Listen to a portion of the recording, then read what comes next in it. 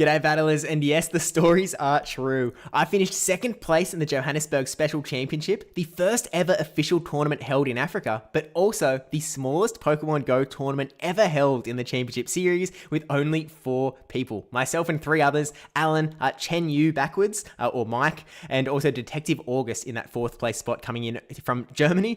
All 4 of us attended this tournament, which is just a really funny event. It was too funny to pass up. So this video, I'm going to be talking all about how this even happened, how this went down, and then I'll also be going through all of my battles, because to be honest with you, there aren't that many. So if you do want to skip straight to the battles, the timestamp is right here. It's also in the progress bar down below, so you can go straight to the battles if you want to. But just to sort of lay that context, I guess, look, this is a tournament that was only announced about 2 months ago. It wasn't really heavily advertised. No one really knew it was on. And so, certainly myself, Alan, and Mike were really eyeing up this tournament as hey, this is going to be a really easy path to Worlds qualification, or potentially the easiest path for someone to qualify for the World Championships, and so it just seemed too good to be true. And so we all flew in, and DetectivAugust wasn't necessarily going for the Worlds trophy, Worlds invite. Instead, he's actually the father of some players in the VG. You might recognize him actually from the Road to Worlds documentary. He's the dad of Alex and Annabelle, who are some of Lou the Pikachu's students, actually, that they sort of do a Pokemon club. It's a really great series. Watch the series if you haven't already. It's a really, really good one. But yeah, he was just around, so he decided to play Pokemon Go. And so luckily he did, because you need 4 people for top 2 to get championship points. And so thanks to DetectivAugust rocking in, I picked up 325 championship points, which is absolutely insane. It actually puts me in the running for the World Championship invite in Oceania. I will have to attend another tournament or 2 to try, so, maybe stay tuned. I'm not sure what my plans are, if I'm going to try for it, but, we'll see. I'll probably talk about it a bit more on the G'day Battlers podcast, maybe. So also subscribe to that if you haven't already, but look, really fun tournament. And so going in, I was like, okay, well, I need a team. I only decided to go about 2 weeks before this tournament actually happened. So it was really crunch time. And so first I tried building a team myself. Nothing was really working for me as I was doing practice tournaments. And so I went to, an Australian guy that I know and, really appreciate, Mikey Morgs. And I sort of, got in a call with him, and we built a team together that, was sort of building around a strategy that he was sort of finding to work for him.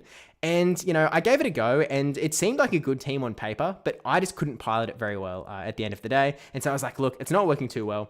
And so then, as I was sort of playing in these practice tournaments, this message popped up from Ashton Ash, who you might know from his runner-up finish at NAIC back last season. But also, he keeps placing, he was 3rd at LAIC. He was, he just keeps getting these really, really high placements in tournaments. And it's just a really, really nice guy. I got to hang out with him at Buenos Aires and LAIC, actually. But really nice guy. And so he said, hey, Steve, you're playing in these tournaments, huh?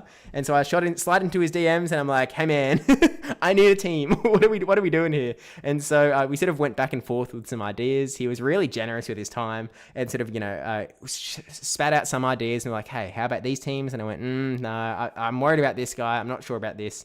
And so he started cooking, and he built this team that I actually ran in this tournament with Tinkaton, Feraligatr, Claydol, Furret, Azumarill, and Shadow Primeape. Shadow Primeape is really what this team was built around, and honestly, it is actually so powerful. It is underused for sure in the championship series, because it is actually so good. It 2-shields through a lot of matchups. It can actually win 1-shield matchups where you wouldn't expect it can win 1-shield matchups.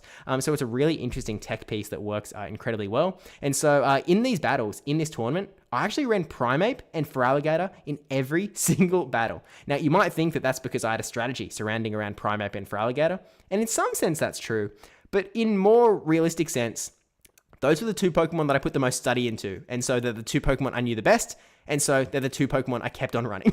That's really all it came down to. And so, I think Ashton Nash actually referred to Primeape as the Pokemon to rely on. And so I relied on it, and we got 2nd place with it. And so look, let's just jump into the battles and take a little bit of a look. Now, instead of a double elimination tournament, this tournament, because it was only 4 people, was actually Swiss. And by Swiss, I actually just mean round robin. We all played each other. So Alan was able to beat everyone. I beat everyone but Alan, and then, down from there. And so game number 1, as I said, we're running Feraligatr and Primeape in every single game, and that's not because it was my strat. It wasn't my plan. It's just how it worked out, because I looked at Alan's team. He's got that Tinkaton, Azumarill, Claydol, Shadow Drapion, Shadow Lapras, and Credilli, and I was like, well, first of all, I think my Tinkaton actually looks quite safe into his team.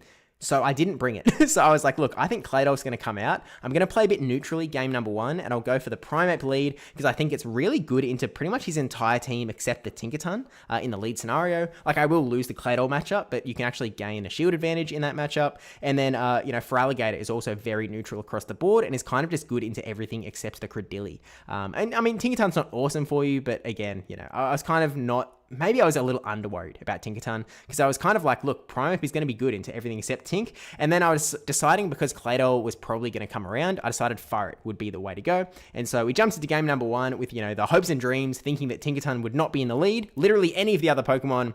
And of course, there is Tinkerton. And so originally I'm like, heck. And I think about going to Feraligatr, but instead I'm just like, you know what? I'll throw a Rage Fist, weaken down the Tinkerton a little bit.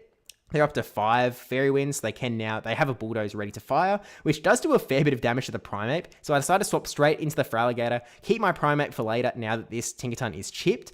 At this point, I can sort of just tank the player off on the chin. They do actually instant swap out into the Azumarill. And at this point, I'm kind of like, okay, this isn't too bad because I can just, keep throwing Hydro Cannons into the Azumarill. Azumarill is eventually going to get the KO on me, but then I think I'll actually be able to get a fair bit of energy on my Furret in the back. I'm going to use 1 shield here, just because I do think that weakening down this Azumarill a little bit more is going to be important, because both my Primeape and Furret, their fast attacks are resisted by the Azu. I'm like, yeah, I do need more damage from this Gator, and so I'm kind of at this point thinking about what is going to be in the back. I'm still expecting it to be the Cladol. So I kind of am really sort of thinking that Furret is going to be my big key to winning this first battle. And so I get a shield there. I swap into Furret to try and get a bit of an energy advantage. And he swaps into Drapion. And I'm like, wait. You are ABA weak to Cladol? Oh, man. This is not what I was planning for. But I'm like, okay, this isn't too bad. Because I get the first Swift into Drapion. And because they actually swapped into this matchup, Furret isn't that bad, to be honest with you. Swift really... I mean, you can see Drapion is already down to half health. Crunch did add up a lot of damage here, but now there's sort of there's a bit of pressure on them to potentially shield, but they actually smartly let it go because they can now bring in really any of their Pokemon to get some farm. Azumarill doesn't do a lot of fast attack damage, even Tinkerton doesn't do a lot. So we do bank a Swift, swap into our Gator. We get to the Hydro Cannon when the Azumarill comes in as well. So at this point, I'm like, okay, I have a move on Furret. Now I have to deal with a Tinkerton that might have energy. And so I'm like, okay, if I bring my Primeape in here, I'm going to have to instantly burn a shield on this Azumarill. And so instead of burning my shield early and letting Tinkerton come in and just destroying me with a play rough, I swap into my Furret. We should either get the shield or KO the Azumarill so that Tinkerton now comes in. I keep my shield for the Tinkerton's charge attack. And now I'm kind of just like, it could be a play rough. So I shield up, hoping it's the play rough. It's just the Bulldoze. And unfortunately, I'm still, actually, I get to the Rage Fist, but they still have a shield. So I was just a little bit too energy behind in game number 1. And so, take the L on the first one. They get the move here. This is going to be enough to KO, and that is GG's. And so looking into game number 2, I'm like, right, well, he went ABA weak to Cladol. I'm going to bring Cladol. And so I pretty much run that same line with Primeape in the lead, Feraligatr in the middle, and then Cladol in the back. We do lead into the Drapion, and so I'm already going like, okay, let's think about Tinkerton in the back. So I'm going to stay in with Primeape here. Primeape, you can actually just straight win the Drapion matchup. You pace 2 Rage Fist at the same rate as they get to Aqua Tail, and, we just ends up winning out. He did actually wait a turn there as well, thinking that I was going to swap out. So it wasn't lag. I was worried it was lag at the time, but it wasn't actually lag. He just, made a bit of an oopsie. It wouldn't have mattered either way in this matchup because we're going to go to the 2 shields, and like in the 2 shields, I just win charge attack priority anyway. So really all he did was just not do 1 poison sting of damage, which isn't a whole lot against the Primeape. So we take it all the way down. He actually goes for the 2 shields on my end, 1 shield on his end scenario. So I bank the Rage Fist on the Primeape and then swap into my Feraligatr. Again, I'm sort of expecting it was Tinkerton in the back, and it is Tinkerton. So energy on this Feraligatr is going to be really powerful. Alan charged up a lot of energy in the back there, but, I'm not too worried. I'm even though I have got my Cladol in the back, and he went ABA to Cladol, Cladol somehow missed both of its targets here, and so I'm kind of like, we can probably still get through this. So because the reason that we went for regular Feraligatr instead of Shadow is just because it is able to, hold on to a little bit more bulk. Charge moves are so powerful that getting to these last Hydro Cannons are actually pretty big. So I let another few Fairy Winds come through just in case. Go for the Hydro Cannon to take out Tinkaton and leave that guy on 1 HP. Instant swap into the Claydol. I know there's a lot of energy on this Azumarill, but my game plan here is sort of force this Azumarill to use all of its energy, go for a Rock Tomb to attack debuff, and then hope that I've sort of got enough juice in the tank in the back to be able to get the KO against this Azumarill. So we go for the Rock Tomb. There's the attack debuff. There are no more Pokemon on their side, so that's sort of locked in for the rest of the game. They have to throw their energy. He could have got one more bubble, but he has to throw his energy here, or else he was going to get another Rock Tomb. And now I'm going to bring in my Primeape, and I'm going to try and make a catch here. I actually throw one Rage Fist first on good timing, and now I'm just very aware that I want to throw a second Rage Fist. I do not want to get KO'd here, so I throw one Karate Chop, swap into the Feraligatr, and end up getting the catch here. So Feraligator's going to go down, Primeape's going to come back in, we're going to get the Rage Fist, and we are going to secure game number 2 and put us to a 1-1 scenario. And this is actually the only, well, maybe it's spoilers, but this is the only set of the entire tournament out of any battler that went 2-1. Everything else was 2-0. Now, game number 3, when I first watched this battle back, I was actually a little worried because I thought that I might have lost on lag, but I sent it to a few judges and they were like, okay, look, I think it would be no rematch. So, look, I'll show you what I mean though, because it does look a little scary on the surface. But game number 3, essentially, I run the same team, but with Tinkaton, because I realized they weren't bringing Claydol, and Tinkaton looks quite good outside of that. So, straight away, we actually get 1 turn lag. What this means is that what should happen is we get 4 Rage Fists and then throw the move, which takes 9 turns. They get 3 bubbles, which is 9 turns.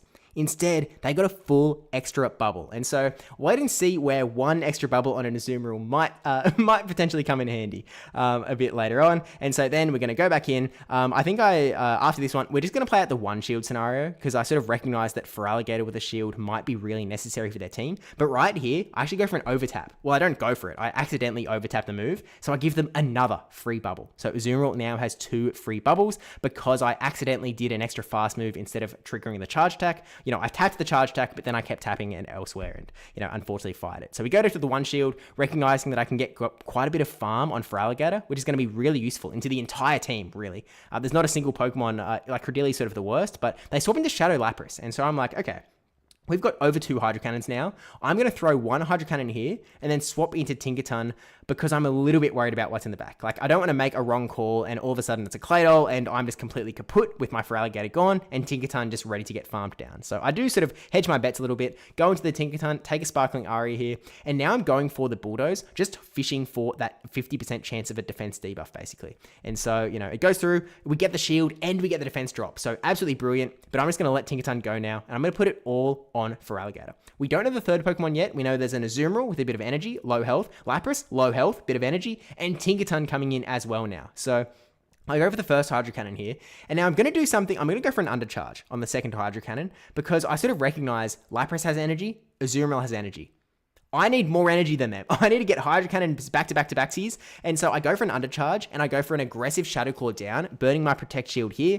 Because, and I think this was a good shield because I think that I do sort of just straight up lose to fast move damage otherwise. But we get a really nice undercharge, like perfectly before they, get to their charge attack. And now with as much energy as I could muster, they're going to come into their, they just come into their Lapras. I decide to instant swap because I'm a little bit worried that they are going to be able to, I was worried they had a move. So I take it away. In comes the Azumarill, and because it has 1 extra bubble, it is able to get the KO. Now, the sort of question mark becomes like, if they didn't have that 1 extra bubble, would they survive the 1 extra Shadow Claw they get hit with? And the answer that, a few judges that looked at it came to was like, it's really, really close. But when you look at the pixels, it probably barely survives. And so it's sort of a case where if the 1 extra bubble from lag didn't happen, Alan still wins. But if that one didn't happen and I didn't overtap, 2 bubbles down, I actually do win that battle. So, I'm just very glad that it wasn't on lag because if it was on lag, I actually it's sort of baffling, but I just forgot. Like at the start of the battle, I recognized it lagged. By the end of the battle, I was so focused on the battle that I just didn't I forgot that I remember seeing lag. So I was pretty heartbroken for a little bit when I thought that was just lag, but turns out, I just goofed.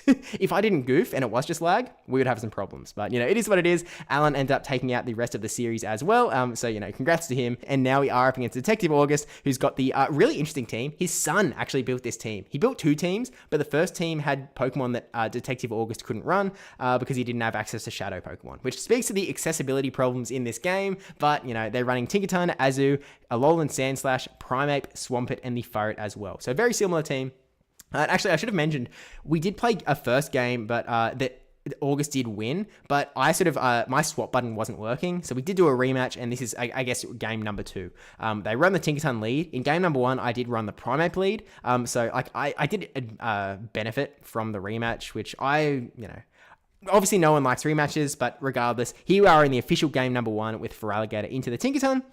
Pretty decent spot for us in the grand scheme of things. I decide to, go in on my shields because I'm like, yeah, I'm pretty confident. And they actually swap into the Azumarill. And so at this point, I'm looking at my back line. I recognize that Primeape is back there.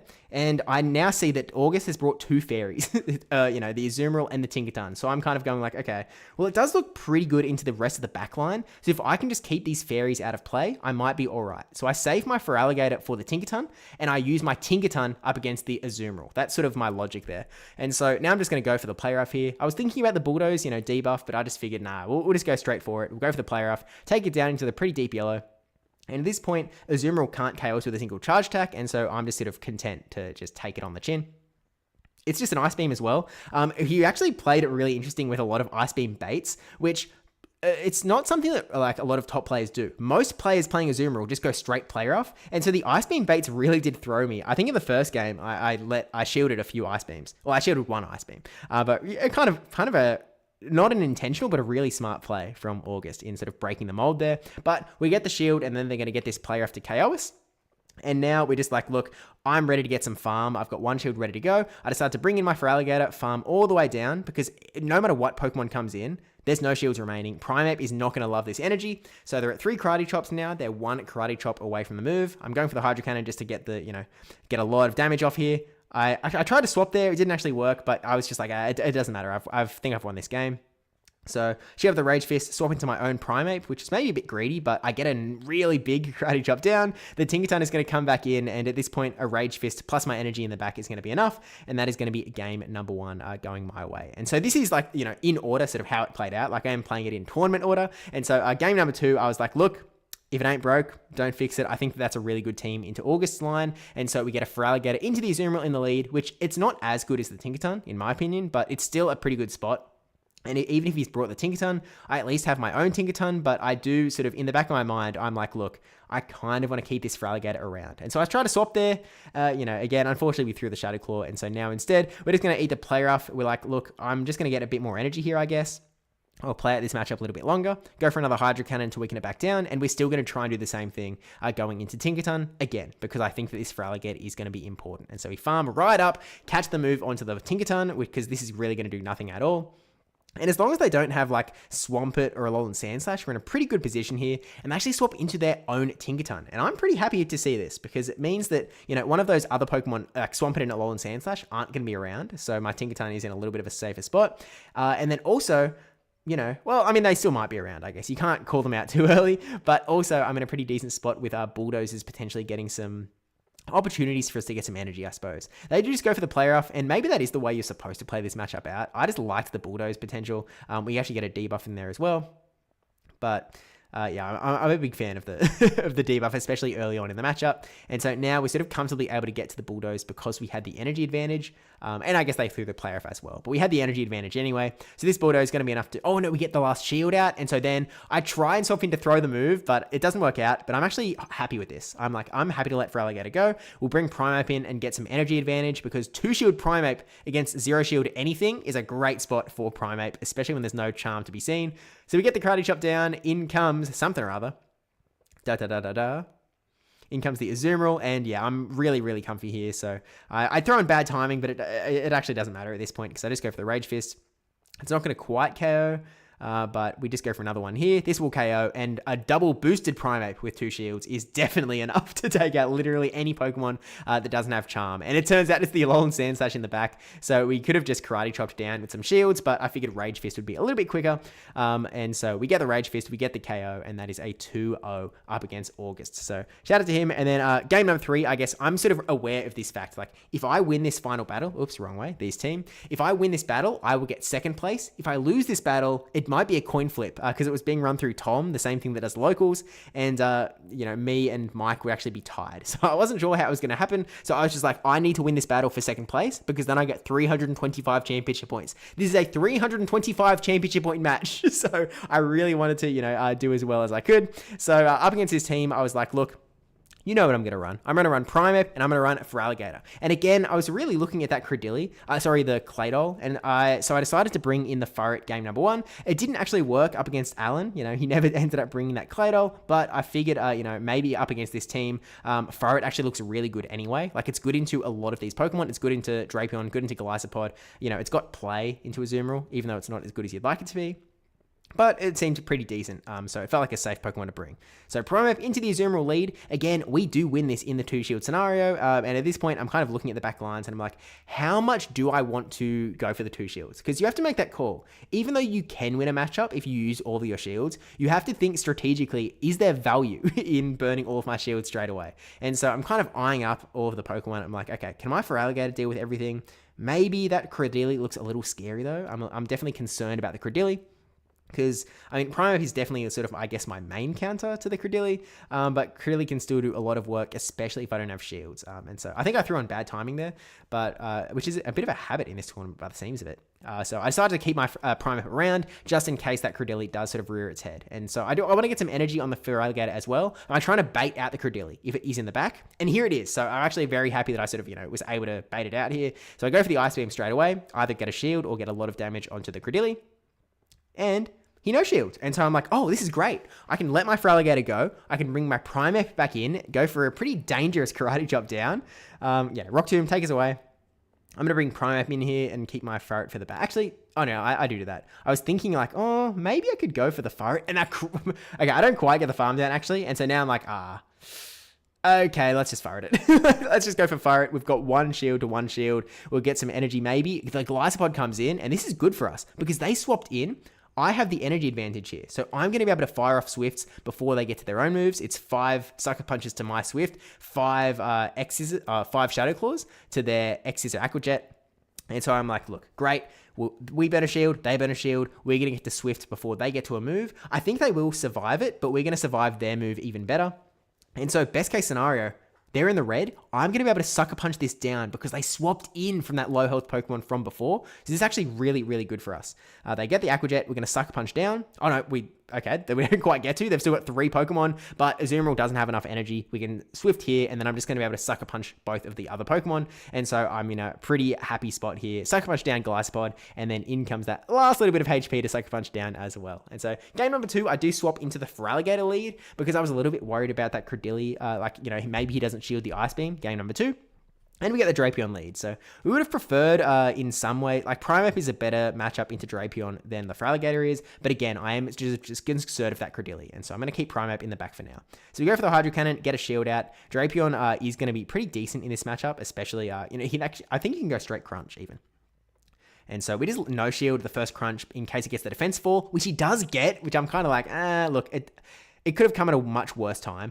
So I just decided to let this go. Let the Aqua Tail come through, and I'm just like, look, we've gotten 1 shield. We've barely done any damage for that 1 shield, but maybe we can make it work with Primeape. Because Primeape is so toxic. Like, it is so dangerous. It is so hard to keep track of. With the fact that it's only 4 Karate Chops to a Rage Fist, it is kind of oppressive. And so we get, we're going to burn 1 shield. And we're actually hoping we can, sneak the Karate Chop in here. Might have gone a little bit greedy there, potentially. But look, we take it down. In comes the Golisopod. I should have mentioned, Mike Chen is like, he's got over 1,000 championship points. I was worried going to this matchup for sure. And so we get the Rage Fist in. Golisopod swaps into the Cradily. And now I'm like, ooh, okay. Our Primeape is in the back. But I think that my Furret is still in a really good position. Because I can go for the Trailblaze. I'll be able to tank any move from the Cradily. And then I think maybe I'm kind of mathing out where do I burn my shield at this point. I'm like, look, we can take a move from Greeley. We'll take it on the chin. We get, the attack debuff coming through. I was about to be outraged that I got another defense drop, but that is not what just happened. So we go from another Trailblaze. So we sort of got brought back down to neutral damage. We're going to go back up to boosted damage, getting a shield. And now we're like, okay, I think Primeape can probably clean this out, right? Like, it's in a pretty decent spot if we give it some energy. So we take the Rock Tomb. In comes Primeape. We don't quite get the farm down, but we're so fast that we can shield with this move. I think I might actually get a little bit greedy and farm a little bit of extra energy here. Yeah, I recognize that I get just one extra karate chop, go for the Rage Fist to KO the Galisopod, and then I just need to take down that Credilli in the back that doesn't have much health. It just threw its energy from before, and so, I get the karate chop down, and that is GG's, and I officially finished 2-1 in this tournament, which is kind of crazy, and get 325 championship points. So, this is us. It was actually also, it was at a house, which is actually, I saw a lot of outrage about this on TCG Twitter. But essentially, in South Africa, I was talking to the judges, and shout out to the judges, by the way, for running this tournament. Unplug, I think it's called Unplug ZA on Twitter is the @, but it's Unplug Yourself. I think is the organization. But massive shout out to them, Lorraine, and the judges for putting this thing on. But essentially, it was hosted as a house where it's sort of a house store in that it is actually a TCG shop. It's just sort of in someone's house, because in South Africa, they were sort of saying business costs are really high in land costs. So it's actually really normal over there for stores to sort of be in people's residences. So that was the deal. We were out in the shed and there was a pool at the front. So I thought it would be a pretty funny photo to get out, our top 4 in the Johannesburg Special Championship on at the steps in front of the pool. We got a lot of cards as well. First place got a booster box. I got half and then third and fourth got quite a few cards as well. But it was a really fun tournament. I really enjoyed hanging out with everyone. It was just a really good time. I was able to spend time not only with these guys sort of through the tournament, but then also we played Vanillite Community Day right after. We got dinner, we hung out. But it's thanks to them for making it a really fun tournament. I was sort of surprised how much fun I had, to be honest with you. It was really goofy, but very, very fun. Shout out again to Mikey Morgs for all the time he spent building a team. Even though I didn't run it, I do really appreciate his time and him sort of giving me some insights that really did sort of help set me up. And of course, massive thank you to Ashton Nash, not only for building this team, but for giving me so much advice of how to run this team as well. He was sending voice note after voice note after voice note, giving me some particulars about matchups that you can actually win, especially with Primeape.